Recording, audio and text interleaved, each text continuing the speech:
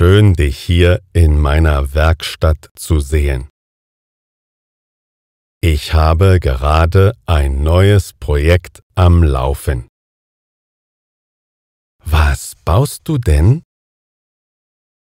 Ich baue gerade einen neuen Schreibtisch aus alten Holzpaletten.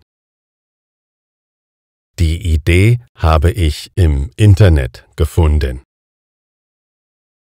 Wow, das hört sich toll an. Wie gehst du da genau vor?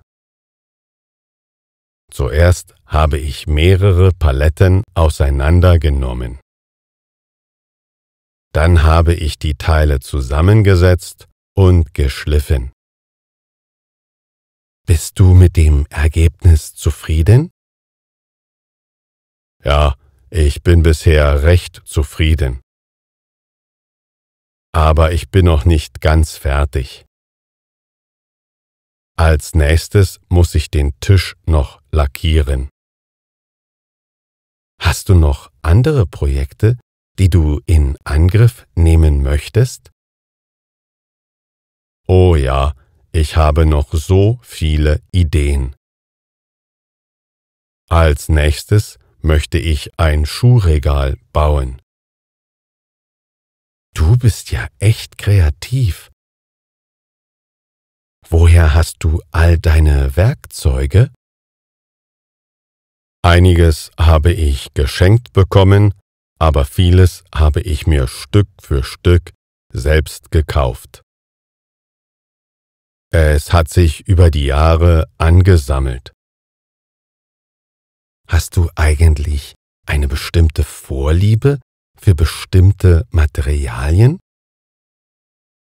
Ich arbeite gerne mit Holz, aber auch mit Metall. Es kommt immer darauf an, für welches Projekt ich mich gerade entscheide. Wie viel Zeit investierst du denn durchschnittlich in ein Projekt? Das ist ganz unterschiedlich.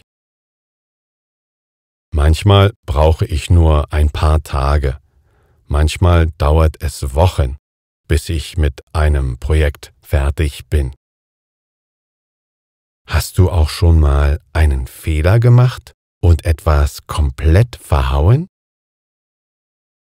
Na klar, das passiert jedem Mal. Aber aus Fehlern lernt man ja bekanntlich. Ich versuche immer, das Beste daraus zu machen.